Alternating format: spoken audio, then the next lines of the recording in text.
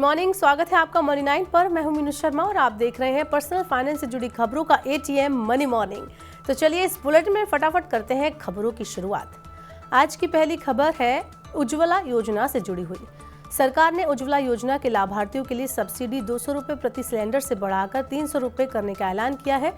सूचना और प्रसारण मंत्री अनुराग ठाकुर ने प्रधानमंत्री नरेंद्र मोदी की अध्यक्षता में हुई मंत्रिमंडल की बैठक के बाद ये जानकारी साझा की है। उज्ज्वला लाभार्थियों को फिलहाल 14.2 किलोग्राम के LPG सिलेंडर के लिए 703 रुपये का भुगतान करना होता है, जबकि इसका बाजार मूल्य 903 रुपये है। केंद्रीय मंत्रिमंडल के फैसले के बाद उन्हें 603 रुपये में सिलेंडर मिलेगा। भारतीय रेलवे ने ट्रेनों की नई समय सारणी जारी कर दी है, जो 1 अक्टूबर से प्रभावी हो गई है। नई समय सारणी में 70 अन्य ट्रेन सेवाओं के साथ 64 वंदे भारत ट्रेनों को शामिल किया गया। रेल मंत्रालय ने नई अखिल भारतीय रेलवे समय सारणी जारी करते हुए यात्रियों से अनुरोध किया है कि वे नई समय सारणी के अनुसार आगमन और प्रस्थान का समय देखकर सफर की योजना बनाएं। रेल मंत्रालय ने कहा है कि 90 ट्रेन सेवा को अन्य गंतव्यों तक विस्तारित किया गया है और 12 ट्रेनों की आवाजाही बढ़ा दी गई है। साथ ही 22 ट्रेनों को सुपरफास्ट कैटेगरी में लाकर उनकी गति बढ़ा दी गई है।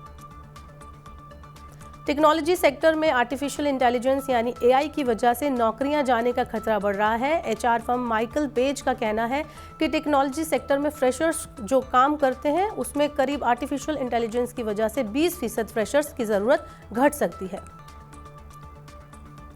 शहरों में गरीबों और मध्य वर्ग के लिए आवास की सुविधा उपलब्ध कराने के लिए केंद्र सरकार जल्द ही 60,000 करोड़ रुपए की ब्याज सब्सिडी स्कीम घोषित कर सकती है। इस स्कीम के तहत शहरों में 50 लाख रुपए तक के होम लोन के ब्याज पर 3 से 6% की सब्सिडी सरकार की तरफ से दी जा सकती है। यह योजना 5 साल के लिए लागू हो सकती है। सरकार की एक्सपेंडिचर फाइनेंस कमेटी ने 60,000 करोड़ रुपए की सब्सिडी को मंजूरी दे दी है और जल्द ही केंद्रीय कैबिनेट से भी इसको मंजूरी मिल सकती है।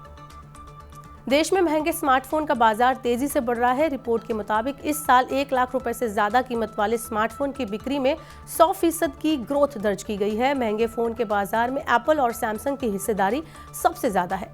महंगे स्मार्टफोन की प्री बुकिंग के ट्रेंड में जोरदार बढ़ोतरी देखी जा रही है। 1.85 लाख रुपए की कीमत वाले सैमसंग फोल्ड 5 फोन के लिए इस साल 1.5 लाख प्री बुकिंग ऑर्डर मिले हैं। पिछले साल ये आंकड़ा 1 लाख था।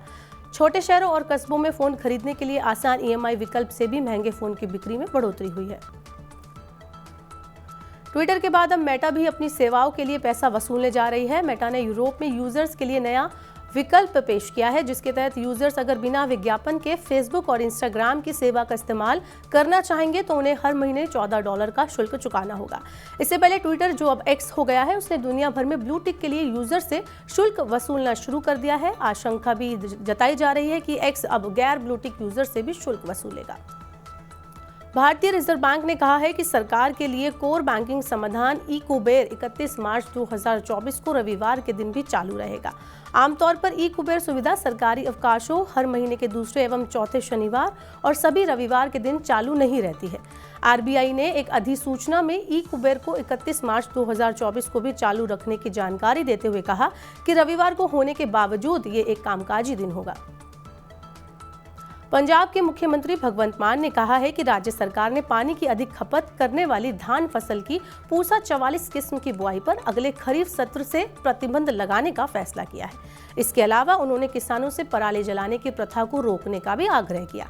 मुख्यमंत्री मान ने खाद्य, नागरिक आपूर्ति और उपभोक्ता मामलों के विभाग को 1 अक्टूबर से शुरू होने वाले मौजूदा खरीफ विपणन सत्र के दौरान सुचारू तरीके से खरीद सुनिश्चित करने का भी निर्देश दिया है। मुख्यमंत्री ने किसानों से धान की पूसा 44 किस्म की फसल की खेती बंद करने का आग्रह किया, क्योंकि इसके पकने में अधिक समय लगता है। मार्केट रेगुलेटर सेबी निवेशकों के निधन के बाद उनकी सूचना और सत्यापन को लेकर केंद्रीकृत सत्यापन व्यवस्था लाएगा। ये KYC यानी अपने ग्राहक को जानो पंजीकरण एजेंसी के जरिए होगा। इसके साथ ही सेबी ने परिचालन मानदंड बनाए हैं। इसमें नियम के दायरे में आने वाली इकाइयों और पंजीकृत मध्यस्थों के दायित्व शामिल है, जिनका निवेशकों या खाता धारकों के साथ आमना सामना होता है। सेबी ने एक परिपत्र में कहा है कि नई व्यवस्था 1 जनवरी 2024 से अमल में की जाएगी। नेशनल पेंशन सिस्टम यानी एनपीएस के तहत गारंटीड पेंशन पर सुझाव देने के लिए केंद्र सरकार ने केंद्रीय वित्त सचिव की अध्यक्षता में जिस पैनल का गठन किया है उसके सामने कई राज्यों ने केंद्र से फिक्स पेंशन की मांग की है। रिपोर्ट के मुताबिक राज्य चाहते हैं कि भले ही एनपीएस के तहत कम पेंशन दी जाए, लेकिन पेंशन की राशि फिक्स्ड होनी चाहिए।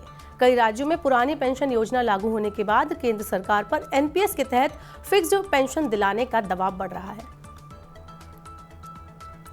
दिल्ली उच्च न्यायालय ने कहा है कि सिनेमाघरों में टेलीविजन और ओटीटी प्लेटफॉर्म पर फिल्म दिखाए जाने के दौरान स्वास्थ्य संबंधित चेतावनी के तहत तंबाकू रोधी भयावह तस्वीरें प्रदर्शित करने का उद्देश्य लोगों को तंबाकू उत्पादों से होने वाले रोगों और दुष्प्रभावों से अवगत कराना है।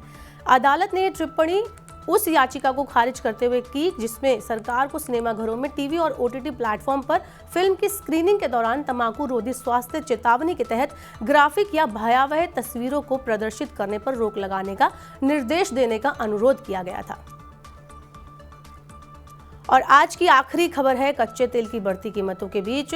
शेल इंडिया ने हफ्ते भर में भी कम समय में डीजल की कीमतों में 20 रुपए प्रति लीटर की बढ़ोतरी कर दी है, लेकिन सार्वजनिक क्षेत्र की पेट्रोलियम कंपनियों ने लगातार 18वें महीने में भी कीमतों पर लगाम लगाई हुई है। गौरतलब है कि अंतर्राष्ट्रीय स्तर पर कच्चा तेल पिछले कई दिनों में $90 प्रति बैरल के ऊपर बना हुआ है। इसे ध्यान में रखते हुए दुनिया की दूसरी बड़ी तेल एवं गैस कंपनी शेल की भारतीय इकाई ने पिछले हफ्ते ईंधन की कीमत में रोजाना 4 रुपए की बढ़ोतरी की थी। शेल इंडिया से जुड़े सूत्रों ने कहा है कि इस बढ़ोतरी के बाद उसके पेट्रोल पंपों पर डीजल के दाम मुंबई में 130 रुपए और चेन्नई में 129 रुपए प्रति लीटर हो गए हैं। तो आज के मनी मॉर्निंग के बुलेटिन में बस इतना ही। अपने काम की जरूरी खबरें देखने और समझने के लिए सब्सक्राइब करें हमारे यूट्यूब चैनल को। इसके अलावा पर्सनल फाइनेंस की खबरों को अगर आप पढ़ना चाहते हैं तो हमारी वेबसाइट www.money9.com पर जाएं। यहां पर आप 7 भाषाओं में पढ़ सकेंगे, समझ सकेंगे पर्सनल फाइनेंस से जुड़ी खबरों को। वहीं आप खास कार्यक्रम देखना चाहते हैं तो मनी9 के ऐप को जरूर डाउनलोड कर लें। इसके अलावा बने रहिए मनी9 के साथ। नमस्कार।